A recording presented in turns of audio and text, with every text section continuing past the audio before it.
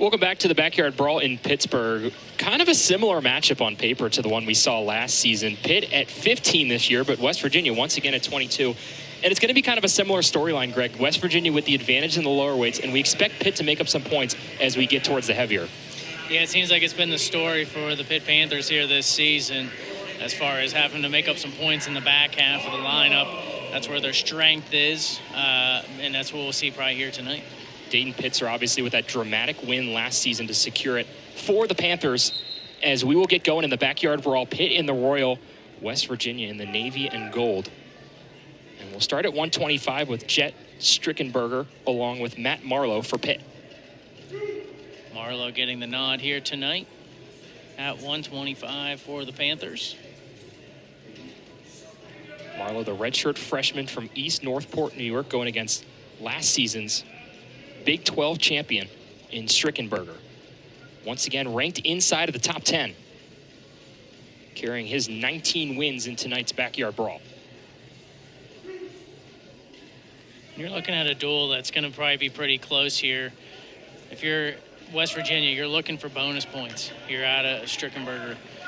And for the Panthers, obviously you'd love to pull the upset. If you can keep it to a decision, that's a win too. Mentioned those bonus points for Strickenberger. He was able to do so in last year's matchup in the Backyard Brawl against Nick Babin. Was ranked inside the top 20 at that time, had a major decision, 9-0 against him in 2025. That was a nice little outside single attempt from Marlow, but wasn't able to finish on his feet. Got stuck underneath of Strickenberger. And now what looked like an initial really good shot. Trying to shake Strickenberger down a little bit. Strickenberger got a hold of that left leg of Marlow. Marlow trying to be the aggressor early in his first duel appearance of the season.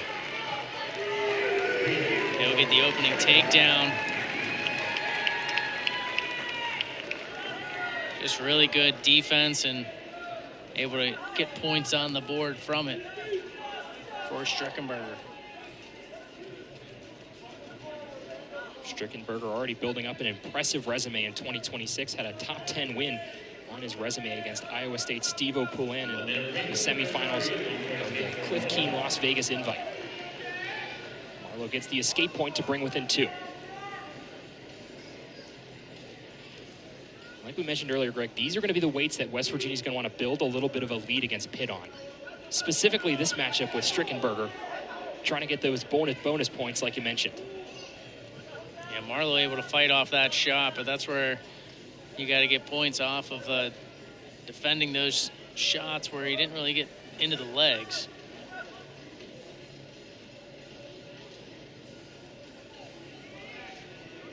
Strickenberger, the native of Colorado Springs. Marlow holding his own in this first period here. Marlow trying to make sure he stays in good position here in these final seconds. Let's take a look at West Virginia head coach Tim Flynn. I had a chance to talk to him a little bit earlier, and really good conversation with him. Just a guy who has a lot of experience at the collegiate level and is bringing it and having success here in the Big 12 with West Virginia. Yeah, no doubt about it. Obviously, he's got the background from coaching for years at Edinburgh. Knows how to recruit Pennsylvania talent. He mentioned Pennsylvania, obviously one of the best states in the country for high school wrestlers. So he knows the importance of bringing in Pennsylvania talent to the team, and it's shown quite a bit. Yeah, talking to him about recruiting, it's funny. He talked about both Pitt and West Virginia going after a lot of the same players and wrestlers within the WPIAL and all these other conferences within Pennsylvania that have been really successful at the collegiate level, obviously competing with Penn State as well. The top of the rankings, but both of these teams having some success with individual wrestlers over the last few seasons. Marlow's going to pick up a stalling call, hanging on the leg a bit too long. Ride time not a factor thus far.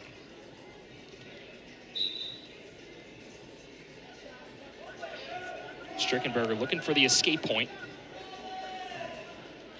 And he will get it. Don't want to get hit for a second stalling call there, so smart for Marlow just to let him go. and see what he can do on his feet. Was able to get on the leg of Strickenberger, just has to make sure he finishes. Got to move quick with a guy like Strickenberger who can defend pretty well.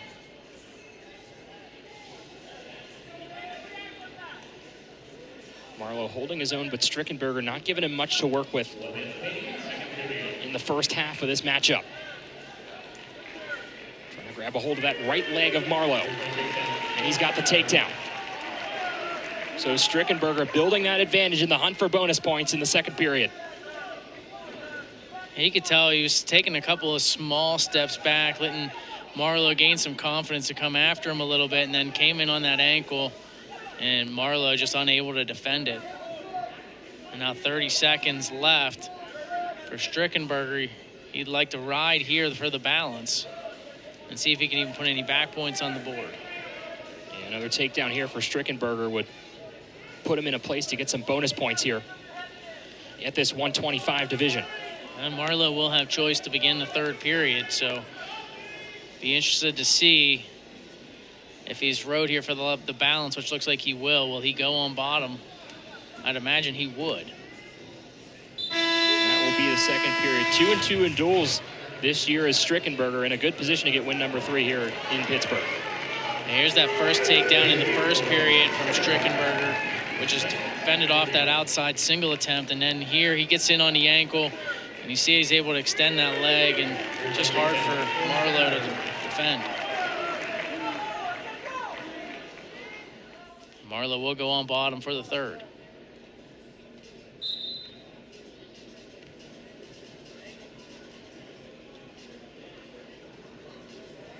Strickenberger able to pick up bonus points on his last time on the mat, defeating Cooper Shore of California Baptist via tech fall.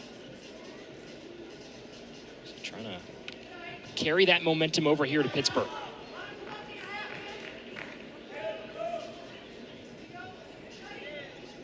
Marlow still on the defensive.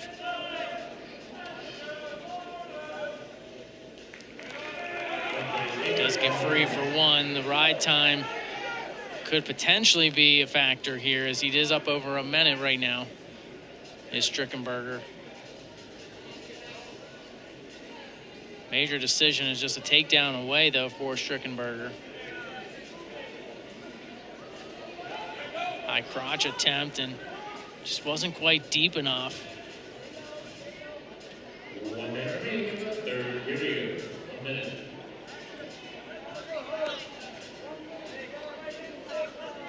Gotta like that Marlow's still trying to get on the attack.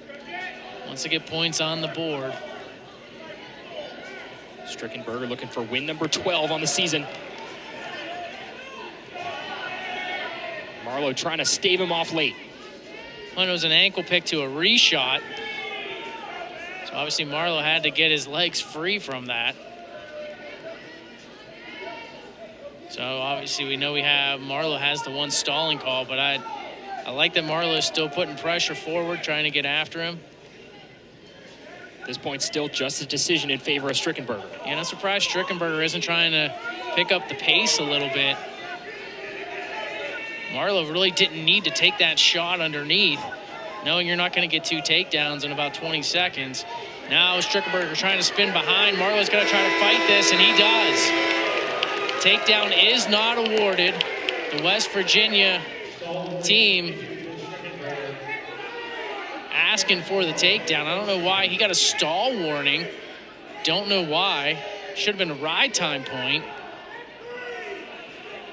So Strickenberger, the aggressor, late, but maybe just a little bit too late there. And it will remain a decision for Strickenberger, so he gets the win, but the bonus points left on the table there for West Virginia. Yeah, he just waited too late to try to put points on the board at Strickenberger, and he tries to spin behind, but the clock was going to run out before he gets that control. Yeah, I mean, you were saying it late, Greg. He needed to make his move a little bit earlier, and a nice job by Matt Marlow to play some defense late and hold him off for just long enough. And that's big here for the Panthers to hold that to a decision at 125.